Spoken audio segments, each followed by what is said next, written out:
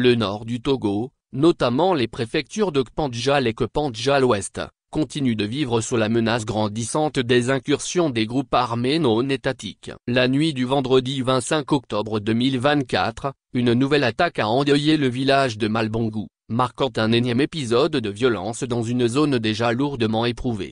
8 civils ont perdu la vie, aggravant un climat d'insécurité qui pousse de nombreuses familles à fuir leur domicile chaque nuit.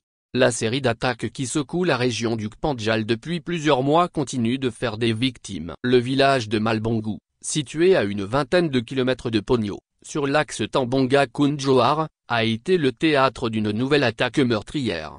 Dans la nuit de ce vendredi 25 octobre, des hommes armés ont fait irruption dans une concession, abattant 8 personnes, dont le chef de ménage de la famille d'accueil. Les victimes étaient en majorité des habitants d'un village voisin venus se réfugier à Malbongou pour échapper à l'insécurité qui sévit dans la zone.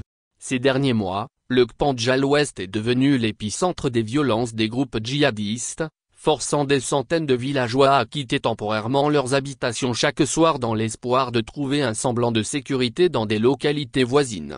Le phénomène des déplacés internes est en constante augmentation, créant une situation humanitaire alarmante. Les champs sont abandonnés, les activités agricoles paralysées, et l'économie locale gravement affectée. La région des savanes déjà fragilisée par la pauvreté et l'insuffisance d'infrastructures, subit de plein fouet les conséquences d'une insécurité grandissante. Malgré la présence militaire accrue dans certaines localités, les attaques ne cessent de se multiplier. Une situation qui interroge les limites des dispositifs de sécurité et la nécessité de renforcer la protection des populations civiles. Les autorités sont plus que jamais confrontées à un défi majeur: sécuriser cette région stratégique tout en assurant un retour à la normale pour les milliers de déplacés internes, victimes collatérales d'un conflit qui semble s'intensifier.